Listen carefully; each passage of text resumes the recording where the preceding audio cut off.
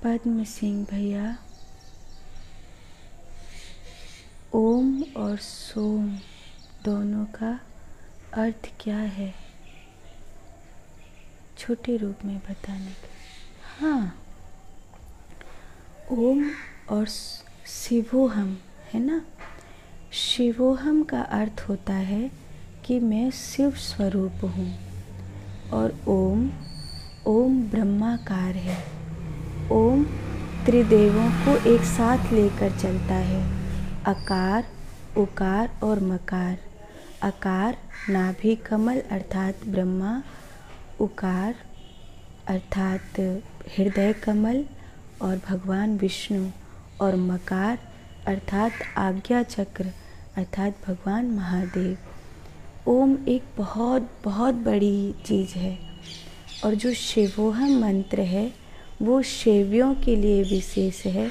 ये कहता है कि मैं शव नहीं हूँ, मैं शिव हूँ।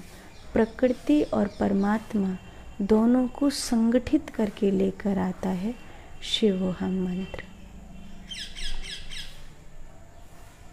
शोभा टिब्रीवाल, माँ महामृत्युंजय मंत्र का गलत उच्चारण करते हैं तो हाँ, कोशिश करनी चाहिए कि महामृत्युंजय मंत्र का गलत उच्चारण नहीं होना चाहिए।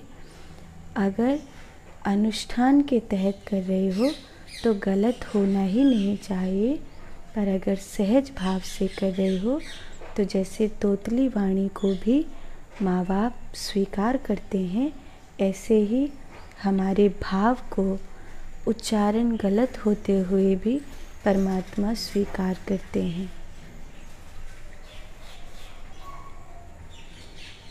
आज की औषधि है, जैसे कई बार हमें लगता है कि हमारे शरीर में मोटापा अधिक बढ़ रहा है, तो क्या करना चाहिए? रात में 1 चम्मच जीरा पानी में भिगोकर रखना चाहिए और सुबह सुबह उस पानी को छानकर पी लेना चाहिए। इससे बहुत मोटापे में राहत मिलती है। दूसरा एक और है कि पेट में जो कीड़े हो जाते हैं उससे बहुत सी हानि होती है। जैसे रात में हम सोते हैं तो मुंह से लार बहती है, इसका अर्थ है कि पेट में कीड़े हैं। तो जब पेट में कीड़े हों तो उसके लिए एक उपाय कर सकते हैं। कृमि कुठार रस आयुर्वेदिक दवाई है, कृमि कुठार रस उसका नाम है। ये हम बाज़ार से ला सकते हैं, बालक को भी खिला सकते हैं। खासकर बच्चों के पेट में कीड़े बहुत हो जाते हैं तो उसकी ये औषधि है। आज की कहानी बहुत प्यारी है, खूब ध्यान से सुने। एक बार क्या हुआ, एक राजा ने, आप सब ध्यान से सुन रहे हैं ना? शोभा टिब्रीवाल, जय हो। एक बार एक राजा ने पूछा कि अपने मंत्री से कि कुत्ताओं की जनसंख्या भी कम नहीं है, लेकिन भेड़ इतनी ज़्यादा दिख रही हैं और कुकर नहीं दिख रहे हैं। तो मंत्री ने कहा, महाराज इसका उत्तर आपको सुबह मिलेगा, चलो मेरे साथ। और मंत्री ने कुछ कुत्ते एक बाड़े में इकट्ठे करवाए और कुछ भेड़ें एक बाड़े में इकट्ठी करवाईं। दोनों को खाने का सामान डाल दिया गया और बाड़ा बंद कर दिया गया। जब सुबह पहुँचे तो भेड़ों के बाड़े में और कुत्ते के बाड़े में, तो सबसे पहले कुकर कुत्तों के बाड़े में पहुँचे। वहाँ पे देखा कि जो उनको रात भोजन दिया गया था, रोटी आदि, वो सब तो वैसा कि वैसा ही पड़ा है। और जो कुत्ते हैं वो आपस में रात में लड़ झगड़ कर मर गए हैं, खून खच्चर कर लिया है। तो अब भेड़ों के बाड़े में गए, तो भेड़ों के बाड़े में गए तो जब गेट खोला, द्वार खोला, तो देखा कि भेड़ें तो सब एक दूसरे के, कोई पेट पे सिर रख के सो रही है, कोई कैसे सो रही है, और खाना सब चट कर चुके हैं, सब कुछ शांति है। तो मंत्री ने कहा, महाराज उत्तर मिला, महाराज इन लोगों में सुमित नहीं है, ये एक साथ नहीं रह सकते, और जिनमें सुमित नहीं होती, जो एक साथ नहीं रह सकते, वो जनसंख्या बहुत होने पर भी कमज़ोर होते हैं, बिखर जाते हैं। और जिनमें सुमित होती है, ताकत सुमित होती है, प्रेम होता है, भाईचारा होता है, वो कमज़ोर होने पर भी अधिक बलवान होते हैं, क्योंकि वो संगठित होते हैं। अच्छा, जो संगठित नहीं हैं, जो सुमति से नहीं रहते, लड़ते झगड़ते हैं, जनसंख्या अधिक होने पर भी, बल अधिक होने पर भी वो कमज़ोर ही साबित होते हैं, वो हमेशा ठगाए जाते हैं। इस कहानी का जो भाव है, इस कहानी की जो सीख है, वो अंग्रेज़ी में कहते हैं ना, मोरल ऑफ द स्टोरी, वो ये है कि अगर हम चाहते हैं कि हमारी ताकत बनी रहे, तो सबसे पहले ज़रूरी है कि हमारी सुमति बनी रहे, घर में भी, समाज में भी, और राष्ट्र में भी, और धर्म में भी। अगर हम धर्म के स्तर पर सुमति रखते हैं, तो हम संपूर्ण विश्व में अपना झंडा कायम करते हैं। अगर हम राष्ट्र में सुमति रखते हैं, तो संपूर्ण पृथ्वी पर सम्मान पाते हैं। अगर हम समाज के रूप में अब सुमति कायम रखते हैं, तो हम बहुत अच्छे कर्म कर सकते हैं, खुशियाँ एक साथ मना सकते हैं।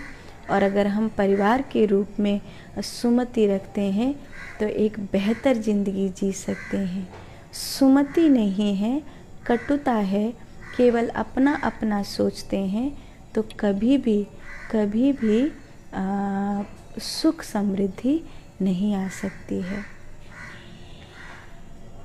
ये बात तो बहुत कड़वी है, लेकिन फिर भी मैं कहूँ कि किसी भी लड़की को जिसे सचमुच अपना जीवन एक अच्छे पुरुष को देना है, उसे कैसे पहचान करनी चाहिए कि कौन सा पुरुष है जिससे मैं विवाह करूं, जो सच में अच्छा पुरुष है।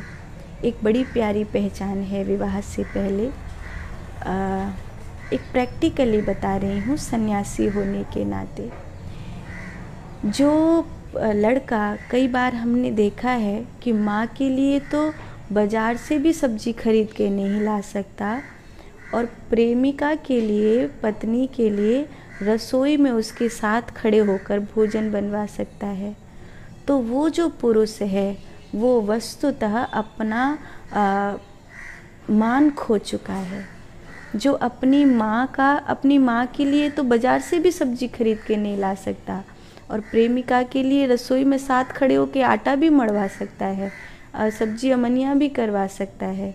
तो वो अपने पुरुषत्व को खो चुका है।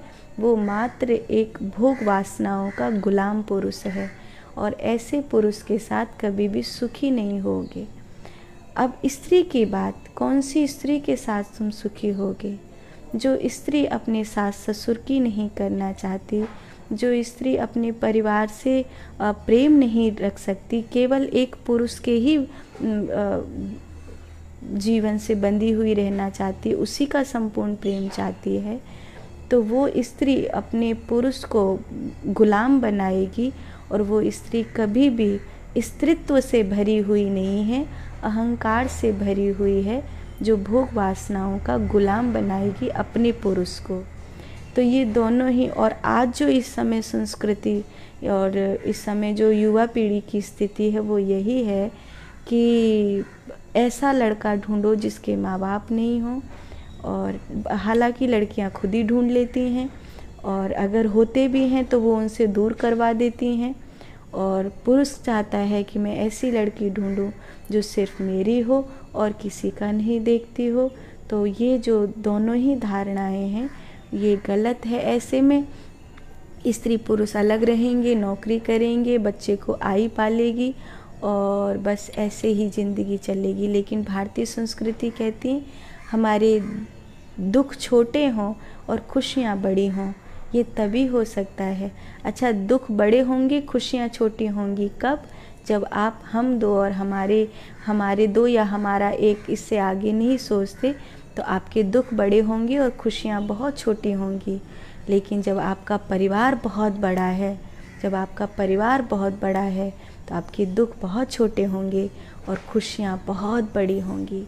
क्योंकि आपके मन में कोई भी कष्ट है, कोई भी दुख है, तो उसको कहने के लिए आपके पास 50 कान हैं।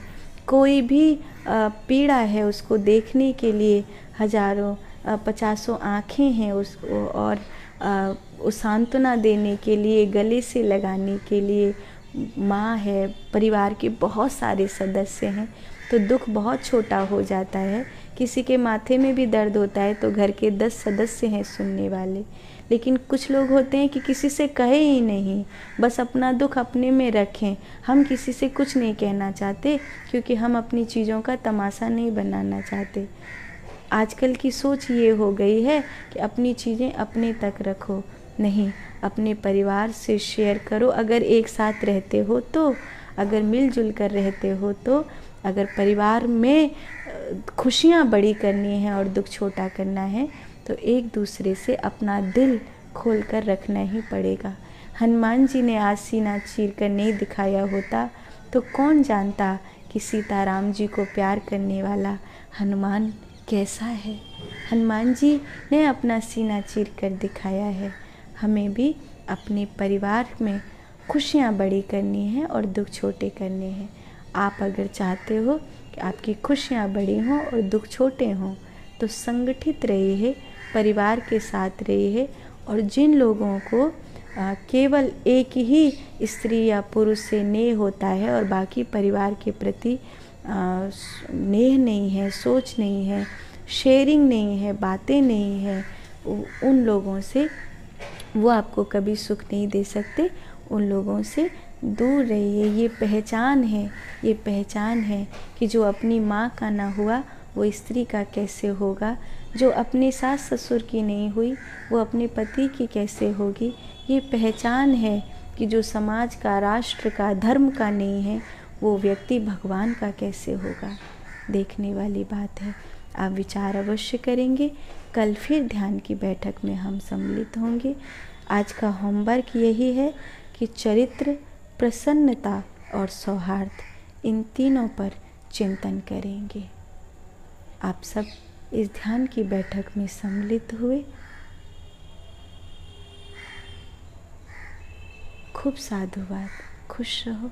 राधे राधे।